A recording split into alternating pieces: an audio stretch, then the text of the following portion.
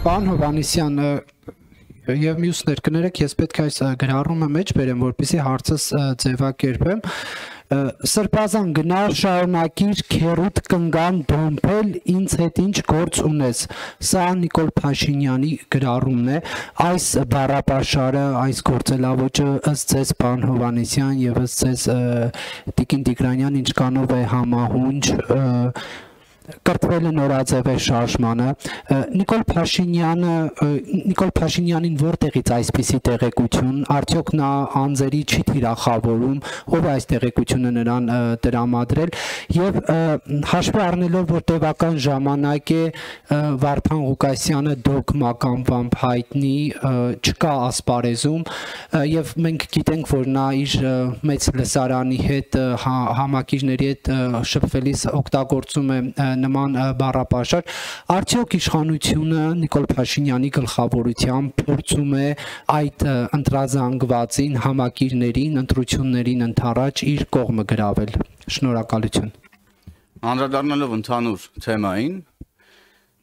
այսպիսի հարց պետք է հնչեցնեմ, որ այսինքն կարելի է լինել կուսակրոն եւ այլասերված, եւ դա նորմալ է, բայց երբ որ դրա մասին խոսում ենք, դա նորմալ չէ։ Մենք այս դիտանկյունից պետք է հարցին նայենք, քաղաքական խոսույթին եւ խոսույթին առասարակ, այո, կարող են լինել նաեւ նման սուր արտահայտություններ եւ որակումներ։ Եվ ես էլ կտամ այդ որակումը նման սրբապիղծ ուրեմն եկեղեցականներին։ Եվ ես ուզում եմ հստակ հայտարարել հիմա, որ մենք թե եկեղեցական, թե եկեղեցից դուրս գտնվող բոլոր սրբապիղծների դիմակը պատրելու ենք, հերթով, անուն առ ազգանուն, բոլորի դիմակը պատրելու ենք, բոլոր այդ սրբապիղծների, որոնք թաքնվել են սքեմի տակ, այս 7 տարի է, ամենավերջին բառամթերքով, ամենալկտի պահվածքով, կրոնի եւ սրբության հետ կապ չունեցող վարքագծով, թիրախավորում են Հայաստանի Հանրապետության պետականությունն ու հայ ժողովրդին, մենք այդ բոլոր սրբապիղծների դիմակը հերթով պատրելու ենք, անուն առ անուն, եւ եթե ձեր հարցի մեջ կար կոնտեքստ, որ անձնավորում եք, թիրախավորում եք, այո,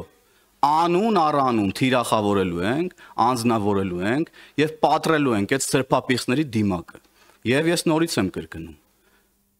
եթե կան որոշ շրջանակներ, որոնց համար սրբապիղծ կյանքով ապրելը նորմալ է, իսկ դրա մասին խոսելը նորմալ չի, ես նրանց հաջողություն եմ մաղթում իրենց հետագա կյանքում։ Մենք խոսելու ենք բոլոր երևույթներից եւ խոսելու ենք մեր ժողովրդի հետ։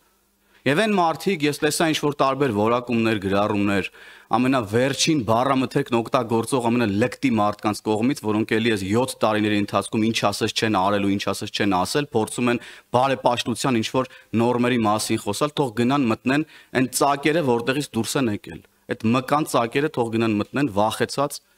ինչպես այն ժամանակ էին ապրում, շարունակեն այդտենց ապրել եւ հեռու մնան ժողովրդից ու ժողովրդի կողմից ընտրված իշխանությունից ու Հայաստանի Հանրապետության պետականությունից։ Շնորհակալություն։ Civic-ը խնդրով Նարեկ ջան, հետո կտա։ Հարցի պատասխանը չստացա, որտեղից այդ տեղեկությունը եւ արդյոք փորձում եք ընտրազանգվածին ձեր կողմը դեպի Թե որտեղից այդ տեղեկությունները կիմանաք,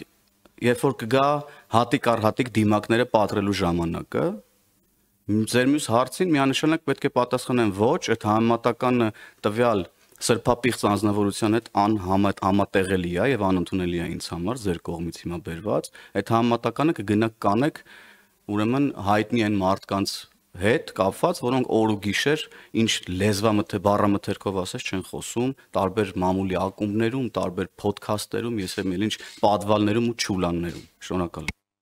Civic-ը ձեր հարցը։ Պարոն Հովհաննիսյան, հարցս ձեզ եմ ուղղում, մայիսի 28-ին Իշխան Սաղաթելյանը հայտարարել է, որ կանգնած են քաղաքական սարդարապատի շեմին, ժամանակն է, որպեսզի սարդարապատի ոգին դառնա քաղաքական շարժում։ Ես կխնդրեմ, ասեք ինչ նկատի ունի նա ըստ ձեզ։ Ես կներեք, բայց Իշխան Սաղաթելյանը ընդհանրապես այն ազնվորությունը չի, շատ փոքր մարդ է, որ ես հիմա իրան մեկնաբանեմ, ես չգիտեմ ինքը որտեղ է կանգնած, թող գնա իր համար հանգիստ կանգնի, շնորհակալություն։